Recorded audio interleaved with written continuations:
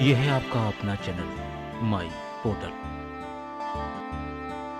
साथियों, कक्षा 5वीं और 8वीं की परीक्षा बस कुछ ही दिनों बाद है, लेकिन उसकी तैयारी के लिए बहुत सारे ऑनलाइन प्रोसेस तैयार किए गए हैं। शाला प्रभारी को बच्चों का सत्यापन करना है और उसी के आधार पर ऑनलाइन प्रवेश पत्र भी जारी होंगे। अंक सूचियां भी इसी आधार पर जारी होंगी।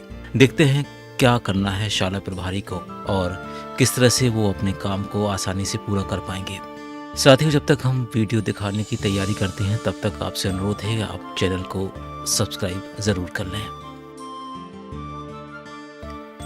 कक्षा 5वीं और 8वीं की परीक्षा के लिए शाला प्रभारी को दायित्व जो सौंपे गए हैं वो ऑनलाइन तौर पर सबसे पहले ये हैं कि उनको अपने बच्चों का, अपने शाला में दर्ज बच्चों का ऑनलाइन वेरिफिकेशन करना है। और इसके लिए जो वेबसाइट दी गई है वो इस तरह से है, आप स्क्रीन पर देख भी सकते हैं, https:/rskmp.in। और इस वेबसाइट पर ही शाला प्रभारी को अपने वेरिफिकेशन का सारा कार्य पूरा करना है। तो चलिए देखते हैं कैसे करेंगे ये सब ऑनलाइन।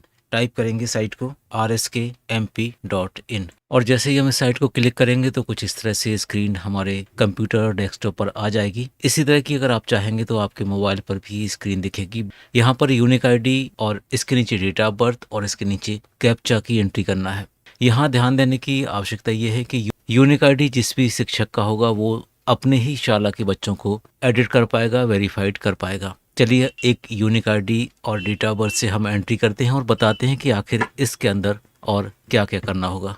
और यूनिक आईडी और डेट ऑफ बर्थ एंट्री करने के बाद इसको लॉगिन बटन क्लिक करेंगे, लॉगिन दबाते हैं और जैसे ही हम इसको लॉगिन करेंगे तो आप देखेंगे कुछ इस तरह से हमारी स्क्रीन दिखने लगती है और इसमें इस तरह से 3 ऑप्शन हमें दिखेंगे। पहला आइटम बैंक, दूसरा 5/8 एनुअल एग्ज़ाम और तीसरा लॉग आउट। अब यहाँ पर हमें जो काम करना है वो इस वाले ऑप्शन पर जाकर करना है, 5वीं 8वीं एनुअल एग्जामिनेशन पर क्लिक करेंगे तो आप देखेंगे पहला ऑप्शन है स्टूडेंट वेरिफिकेशन का और दूसरा है स्टूडेंट ऐड का। इन दोनों ऑप्शन पे हमें काम करना पड़ेगा। पहला ऑप्शन क्लिक करते हैं स्टूडेंट वेरिफिकेशन का। जैसे ही हम इस पर क्लिक करेंगे तो हम देखेंगे जिस भी यूनिक आईडी से हमने लॉगिन किया है उनकी शाला का डाइस कोड यहाँ पर डिस्प्ले होने लगा है और इसके बगल में क्लास वाले ऑप्शन में हमें सेलेक्ट करना है किस क्लास का हम वेरिफिकेशन कर रहे हैं। जिस यूनिक आईडी से हमने लॉगिन किया है वो 1 से 8 तक की कक्षा है, इसलिए इसमें कक्षा 5 और कक्षा 8 दोनों क्लास के बच्चों को एडिट करना पड़ेगा। यदि प्राइमरी स्कूल होगी तो उसमें कक्षा 5 आएगा और अगर मिडिल स्कूल होगी तो उसमें कक्षा 8 का ऑप्शन ही आएगा।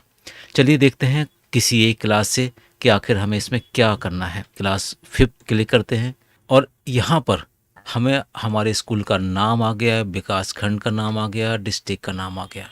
क्लास 5 है ये और यहाँ पर बच्चों की लिस्ट आ गई और इस लिस्ट को हम क्रम से देखते जाएंगे। अगर आप इसको डाउनलोड करना चाहते हैं तो इसको एक्सेल में डाउनलोड कर सकते हैं, CSV में डाउनलोड कर सकते हैं, प्रिंट निकलवा सकते हैं और उसके बाद कागज़ पे मिलाने के बाद फिर से भी आप इसको करेक्ट कर सकते हैं।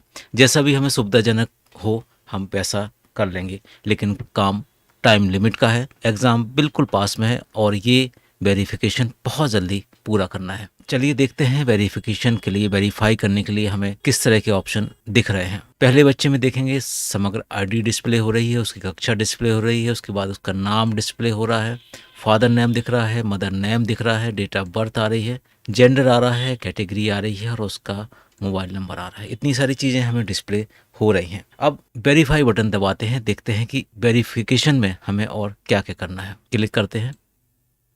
जैसे ही हमने वेरिफिकेशन का बटन क्लिक किया एक छोटा सा फॉर्म हमारी स्क्रीन पर आ गया। पहला ऑप्शन डाइस कोड का है जो कि हम चेंज नहीं कर सकते, दूसरा समग्र आईडी का है उसको भी हम चेंज नहीं कर सकते, तीसरा स्कूल नेम है इसको भी हम चेंज नहीं कर सकते। इसके बाद स्टूडेंट नेम आप यहाँ देखेंगे, स्टूडेंट नेम पे कर्सर बढ़ रहा है, इसका मतलब आप इसको एडिट कर सकते हैं। एडिट से तात्पर्य नाम बदलने से नहीं है, एडिट से तात्पर्य सिर्फ उसकी स्पेलिंग सही करने से है।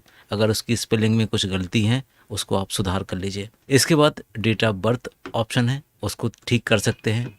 CWSN अगर उस कैटेगरी में बच्चा है तो आप उसका सही उत्तर आपको देना पड़ेगा। इसके बाद फादर का नेम आप बहुत अच्छी तरह से देख लीजिए। मदर नेम आपको देखना पड़ेगा।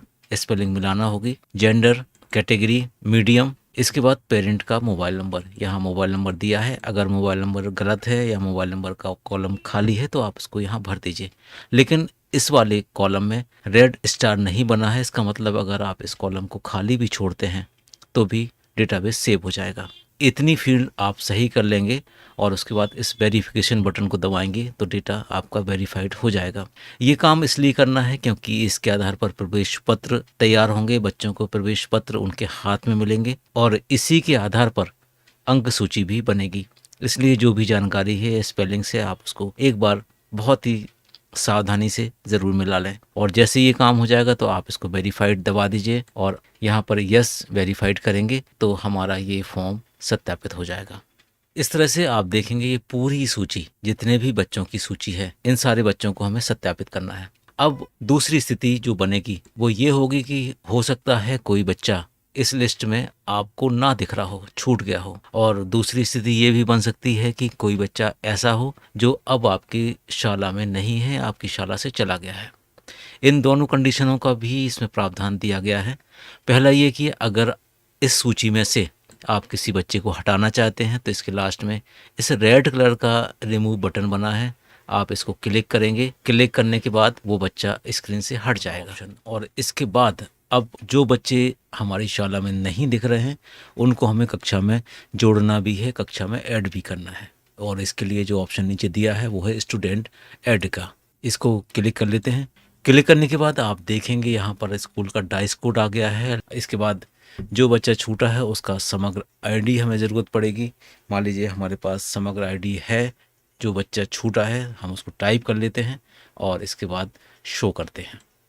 छोटी सी प्रोसेस के बाद यहाँ पर स्टूडेंट का नाम लिखा हुआ है, डेट ऑफ बर्थ है, क्लास लिखी हुई है, इसके बाद CWSN कैटेगरी है। जिस तरह से अपडेशन वाला फॉर्म था ये फॉर्म बिल्कुल उसी तरह का फॉर्म है। फादर का नेम लिखा हुआ है, मदर नेम लिखा हुआ है, जेंडर, कैटेगरी, मीडियम और पेरेंट का मोबाइल नंबर। इतनी जानकारी भरने के बाद हम इसको ऐड बटन दबा देंगे तो ये बच्चा हमारे स्कूल में जुड़ जाएगा, ऐड हो जाएगा। तो साथियों आपने जाना किस तरह से बच्चों को हम अपडेट करेंगे, किस तरह से बच्चों को रिमूव करेंगे और किस तरह से बच्चों को ऐड करेंगे।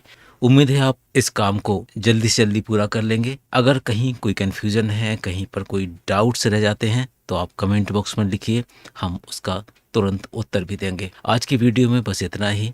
मिलते हैं एक नई वीडियो में, तब तक के लिए थैंक्स फॉर वॉचिंग।